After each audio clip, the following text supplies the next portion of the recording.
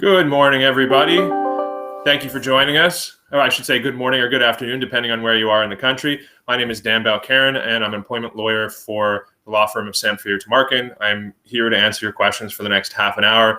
I've done these sessions over the last 2 weeks, and I anticipate almost all the questions were with respect to employers potentially or actually imposing mandatory vaccination policies on their employees.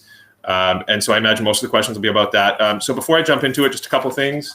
As always, you can reach us at help@employmentlawyer.ca and also at employmentlawyer.ca. I believe the phone number, which is not in front of me, will pop up on the screen shortly as well. 1-855-821-5900. Please feel free to contact us if you have any questions about anything to do with employment law. Okay, so I'm going to jump into it. As I wait for your questions to roll in, which I'm sure they will in a second, I'm just going to cover, I did this last week and the week before, but I'll just do a brief primer, brief refresher on mandatory vaccination policies, and so what they are and what they aren't, and then what our general position is on that. So I'll start off with what they are, what they're not. So I'm not going to be answering any questions today about the mandatory vaccine passports that many of the provinces have implemented in order for individuals to, go to non-essential services like restaurants. That's a constitutional law question. The legality of those passports is a constitutional law question. I'm not a constitutional lawyer. I don't have the expertise to comment on those in any way, shape, or form. So that's what they're not, and that's what I'm not going to be talking about today. What they are is it's generally your employer requiring mandatory vaccinations of its employees, and the legality of same, and what your options are in that situation. Okay, so short answer: Does your employer have the right to impose mandatory? Does your employer have a right to force you to get a vaccine? No. However, the practical effect of your refusal is that you're going to get fired, or there's a high likelihood that you'll be fired. And so I don't have any magic. All of the law that I'm going to speak to you today are about, with respect to the vaccines, are what happens in the event that your employer suspends your employment and stops paying you until you get a vaccine, or terminates your employment because you refuse to get a vaccine. And so, because I don't have any magic to allow your employer to force your employer, I should say, to retain your job in the event that you don't get a vaccine, you really have to decide before. It's good advice anyway, but before you make your decision about the vaccine, you need to decide, whether you're going to get it or not.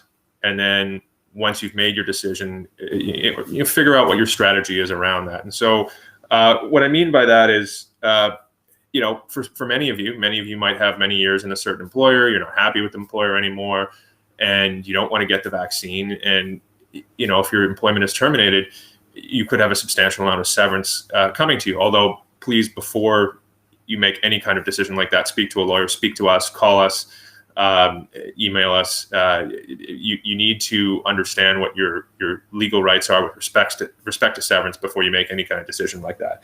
Or maybe you love your job. Maybe it's a great place for you. You value your career.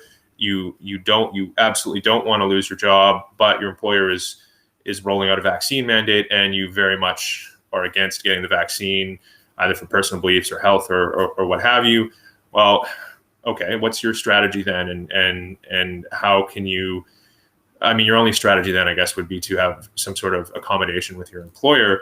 But you want to tailor it around that. So I'm still waiting for questions to roll in. So while I'll just keep talking about this until more questions come in. Well, there's one. Okay. There's a couple. They're coming in now. So who qualifies for religious exemptions, and how do they do that? Can you change religions to get a vaccination exemption? All right, I'll tackle the first one. So your sincerely held religious belief is protected in most, if not all, provinces under the Human Rights Code, or the human rights codes in each of those provinces. The important thing is that they're sincerely held beliefs. So when you say, can you change religions to get a vaccine exemption? So like, could you become a Jehovah's Witness or some of the other religions that prescribe vaccines or getting the vaccine? I would say that if you were changing religions for that, then you don't want to get the vaccine for other reasons, and that's not a sincerely held belief, and therefore that wouldn't be beneficial to you at all. So, and the reason why this matters, and I don't want to get things lost here, we're talking about we're not talking about vaccine passports. Government various provincial governments have been sort of clear on what exemptions qualify and what don't for those. And I'm just not qualified to answer those questions with respect to the vaccine passports, because that's not the area of law that I practice in. But with respect to your employer, if you have a sincerely held religious belief that you can't get a vaccine, and then the employer says, well, I'm forcing you to get one or you're fired, you're going to have a severance claim. What's in your employment contract, your age, your length of service, and your position are going to determine how much that severance claim is for. But you will also very likely have a human rights claim where you'd be able to get human rights damages because your employer discriminated against you on the basis of a sincerely held religious belief. But it has to be sincerely held. Now, what does that look like? Well, I think that's the first part of your question, or sort of the first part of your question. Who qualifies for religious exemptions and how do they do that? Okay, so I was talking about this with some peers this morning. We don't exactly know. With all of this, we don't. It's new. We've never had a pandemic before. I guess in the modern age, and so when I'm talking to you today, I'm dealing with probabilities. I'm not dealing with certainty, because we just don't know about a lot of these things. They're brand new to law, and they have to be tested and evaluated in our legal process, which they will on an ongoing basis. And a lot of these questions are going to end up before the Supreme Court of Canada. So who qualifies? So someone who has a sincerely held religious belief would qualify. And then even then, you need some sort of verification that in fact it is a sincerely held religious belief. So a note from your religious leader saying, this is the belief of particular denomination, and you are an adherent, and you've been an adherent for this long, and so in the opinion of the religious leader, it's for sincerely held religious reasons, you can't, faith-based reasons, you can't get the vaccine. So I think that would be who qualifies. If you're talking about changing religions to get a vaccine exemption, you probably don't qualify, but what will assist you greatly is a note from your religious leader. So I would seriously look into that. Can I answer any Quebec employees' questions? I'm going to go with no, and I apologize for that. I'm only called in British Columbia, but there's a great similarity between in employment law in all the English-speaking provinces in Canada. So I can comment with some authority. There are some differences, but there's a lot of overlap between the various provinces in English-speaking Canada. Quebec uses an entirely different legal system, and so I'm just simply not qualified to comment on issues in Quebec. So my apologies to you, Ingrid. What are the limitations for an employer to impose the vaccination to their employees? This is from Jake. What are the limitations for an employer? So the employer, employers can, the limitations would be what's in your employment contract. So if your employment contract contemplates that the employer can make policy changes as it wants, maybe they can impose it upon you, but I doubt it. The limitation really for most of you is going to be your employer can choose whether or not it wants to terminate your employment, and then your only legal right in the event of your termination is severance. It's very unlikely in almost all cases that your employer is going to be able to terminate you for just cause. Just cause simply means that the employer doesn't have to provide you with any severance. It's very unlikely they'll be able to do that. There might be some narrow exceptions, in the health field, but or if there's a government mandate that particular sector has to get has to get vaccinated, or employees in that sector have to be vaccinated. So what are the limitations? Very few. I think the primary limitation is actually not a legal one. I think it's the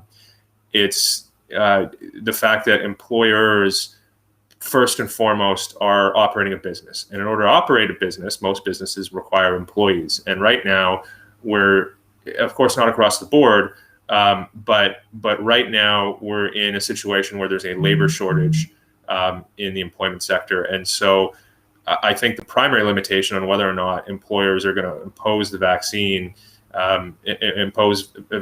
mandates on their employees is actually whether or not they want to lose 30% of their workforce or 20% of the workforce, or whatever the percentage is of employees who refuse to get the vaccines. So I hope that answered your question. Hold on one second. There we go. Move that. The hospital employer has stated no severance on termination due to provincial mandate from the Ministry of Health. Said firing would be one of insubordination or disciplinary action. Therefore, it would be termination for cause, and there would be no severance. This is coercion and bullying. It doesn't leave me much choice. This is a new policy. What can be done? So, correct me if I'm wrong, but you're probably, Beverly, you're probably a unionized employee, and I would encourage you to speak to your union representative. I will say that if there's a provincial mandate from the Ministry of Health saying that all health workers are required to get vaccinated, if you refuse to get vaccinated, then I think there's a strong argument that the employer has to pay you nothing. The no severance, they said, the no severance that they have said, because they're required by the government to have a mandatory vaccine policy, and if you refuse to get one, then its contractual obligations to you would dissolve. This is theoretically, but I would encourage you to talk to your union representative, because I assume you're a union member, and the entirety of your legal rights are bound up in a contract called the collective bargaining agreement that you bargain for collectively. So I would talk to your union representative about that. But yes, provincial mandate is a game changer, because in the event that an employee doesn't comply, the employer likely can get rid of someone without paying them. Okay, my union will not stand for me because they said all union members need to be vaccinated. What do you have to do? Yeah, you have to speak to your union rep, and as a union, you have to address these questions. I wish I had a better answer for you than that, but I would encourage you to speak to your union rep. You may be able to speak to a labor side lawyer, but if the union is all rowing in one direction, it's going to be very, very difficult for you.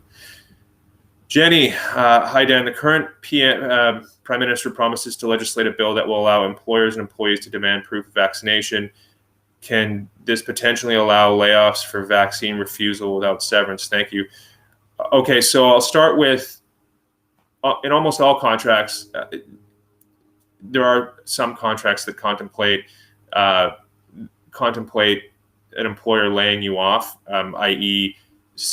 not paying you any longer. I mean, layoff is a complicated term in employment law, because to different areas of it, it means different things. To some, it means termination. To some, it means a statutory temporary suspension of work.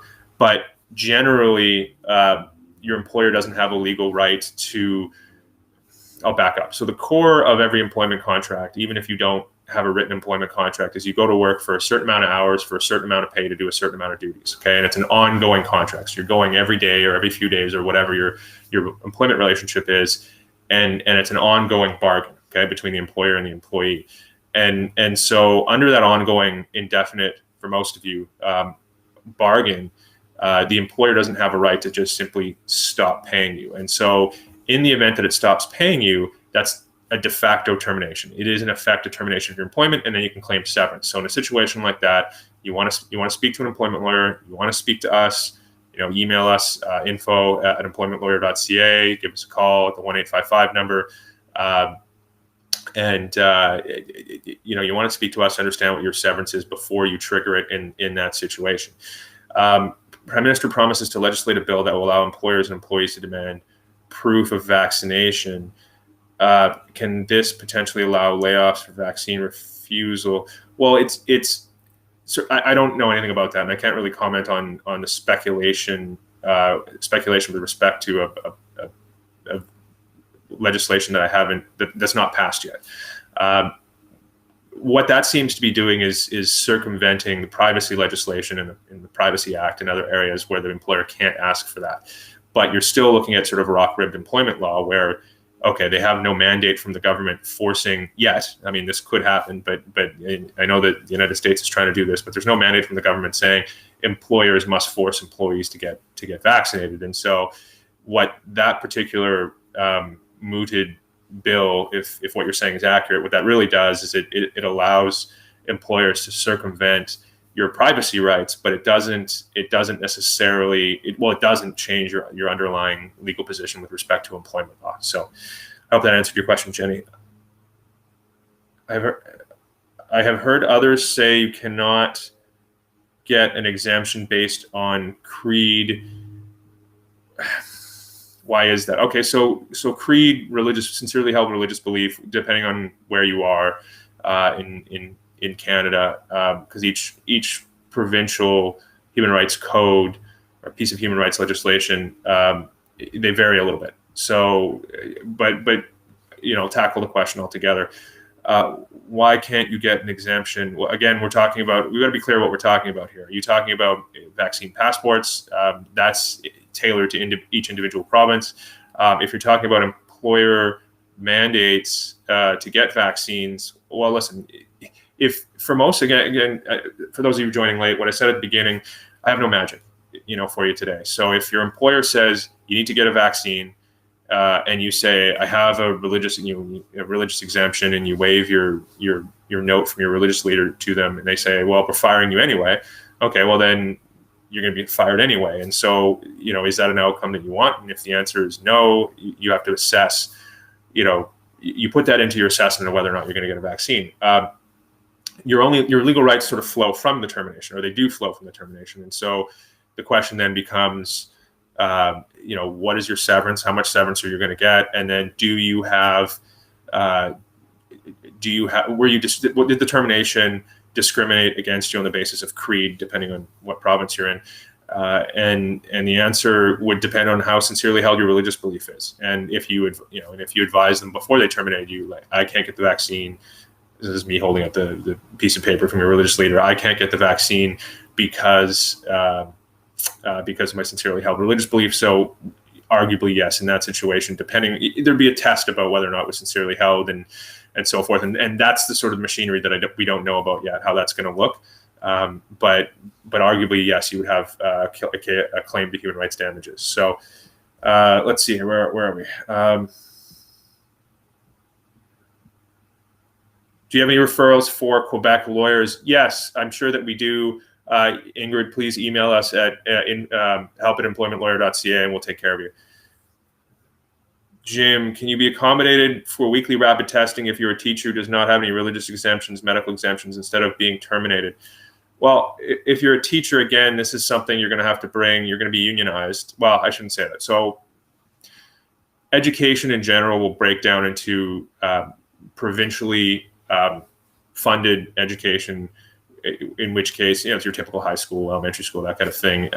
And those will be covered by a union. So in that case, I encourage you to talk. Well, I encourage you to talk to your union representative.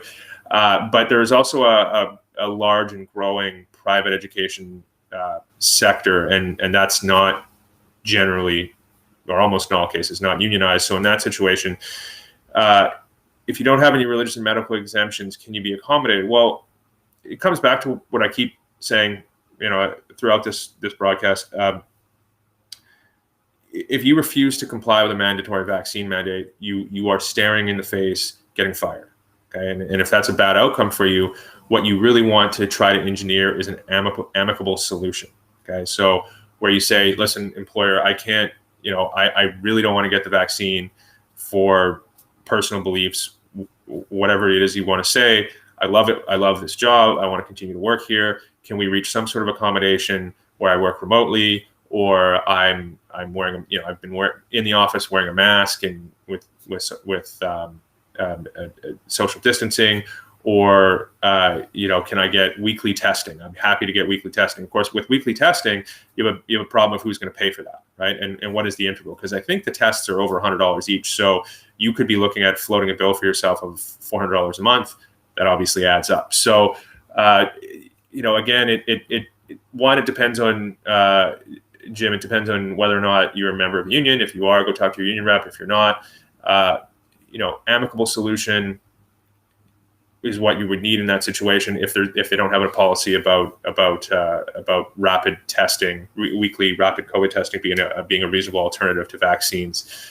I would also say, technically your employer doesn't have a right to inquire, notwithstanding what that other inquirer said with respect to mooted federal legislation. But technically, they don't have a right to ask you about your vaccination status, although all employers seem to be doing that. But if you're trying to stay in your job and your employer says, "Have you been vaccinated?" and you say you don't have a right to ask me that, it's unlikely that that's going to sit well with the employer. It's going to put the employer in a position where it has to make a decision about you. And for many of you, the employer will just decide to terminate you. So it's a tough needle you have to thread. I spoke to somebody, I think it was last week, in a situation where he didn't want to get a vaccine, and he was in a senior position. He worked remotely for the most part. Company required vaccines, and he was worried more about the times that he'd be required to make appearances. And he really didn't want to leave his position, but he also really didn't want to get the vaccine, I think, for health reasons. And so, what was the practical best strategy for him? And again, no magic. He could be terminated, and if he's terminated, we're talking about severance, but that for him was not the right solution. And so I think he decided to get out in front of the situation. Contacted his employer early, said, "Listen, I can't get the vaccine for these health reasons. I love working here.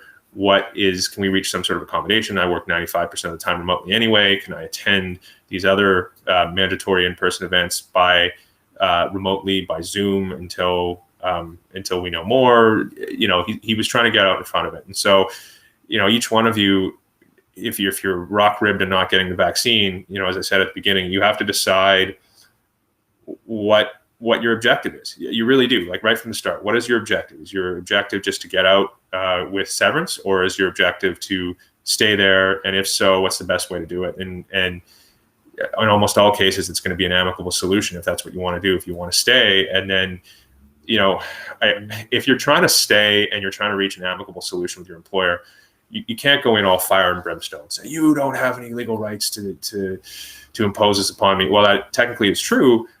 It's still going to result in you getting fired, and so, or likely getting fired. And so you will, in this situation, catch more flies with honey. But employers are in a tough spot as well, and they're trying to find a balance. As I said earlier on in this broadcast, I have talked to employer side counsel, and quite a few employers are deciding not to impose mandatory vaccine policies because they just simply can't take there are too many job vacancies for a lot of these bigger employers, and and they just can't afford to take a 10 to 20% hit in terms of loss of staff, so they're not imposing mandatory vaccines. So, okay, let's see here. Excuse me for a second.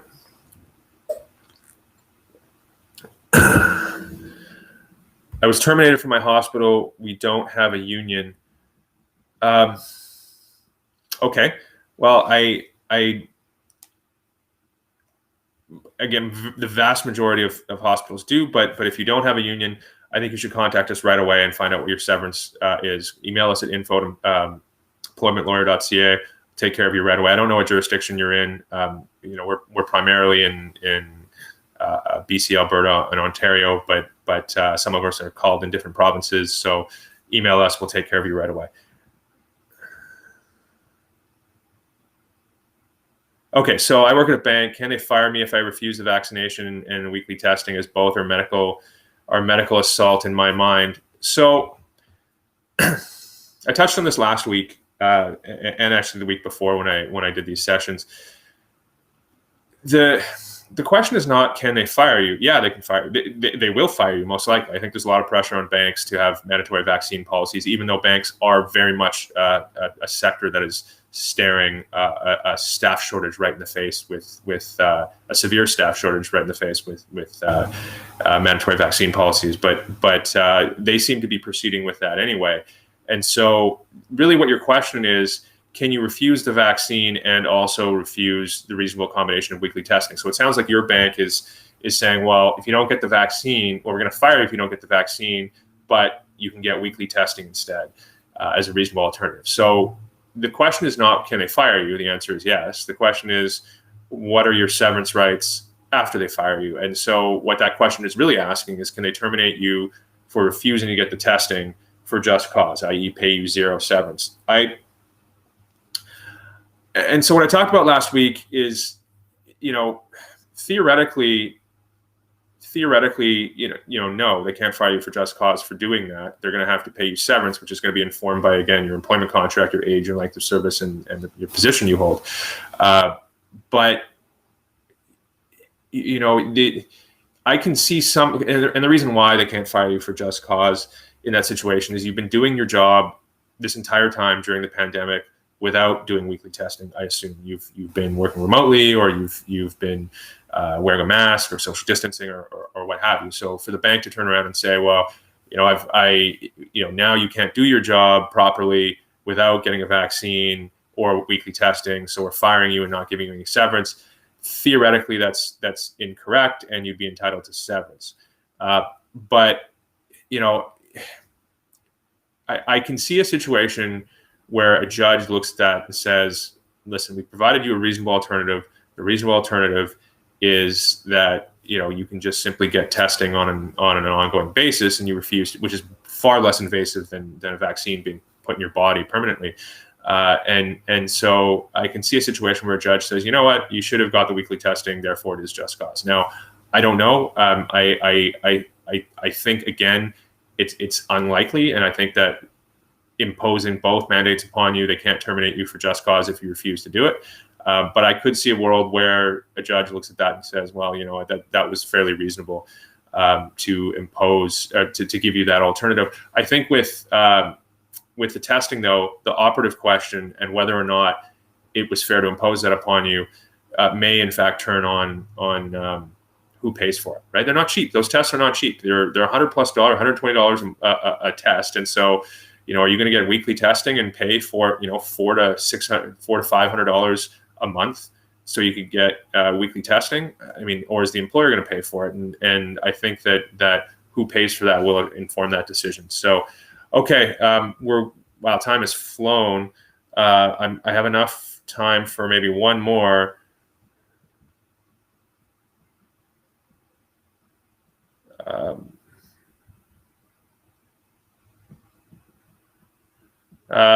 Nathaniel, I have a wrongful termination. Again, Nathaniel, please email us at info@employmentlawyer.ca. We'll take care of you right away.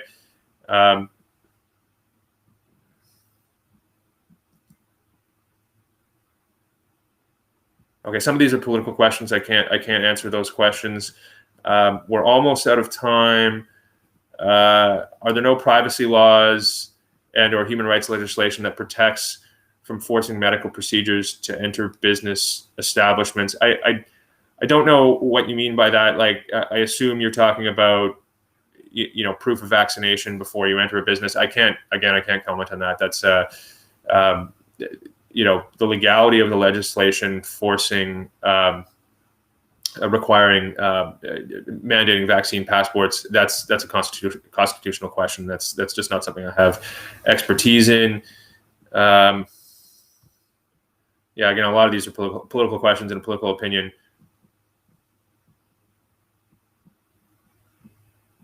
You're welcome, Jim. Okay, yeah, you know what, the rest of these, and a lot of you have questions and they're still rolling in. Okay, so a lot of and a lot of these are political opinions and political questions, so I'm not going to be able to comment on them. Listen, a lot of you have questions. I was not able to answer the questions today. We are out of time, so I'm going to be back in 2 weeks email us at help@employmentlawyer.ca. I imagine we'll be doing something again next week. This is the topic du jour. Everyone has questions about it. So we'll probably be doing something next week. I'll be back in 2 weeks. I apologize to all of you. I'd said I was going to put a brief, there you go, Chris Justice on September 20th. So please check in for that. He'll be answering all your questions. Please join us for that. I had said that I was going to put a brief summary on our blog. I didn't get a chance to do that this week, but I will do it next week, or at least before my next session in 2 weeks. And I'll be able to refer you guys back to that, so you can a lot of your questions will be there. So again, we're out of time. Employmentlawyer.ca, help@employmentlawyer.ca if you want to email us, and I encourage you to do so. And then call us, and I hope the number comes on the screen right now. Call us at 1-855 and there it is, 821-5900, and we'll be happy to take your call and help you accordingly. Thank you all for joining us. These were great questions, and I look forward to talking to you, or we look forward to talking to you next week. Thank you. Have a good day.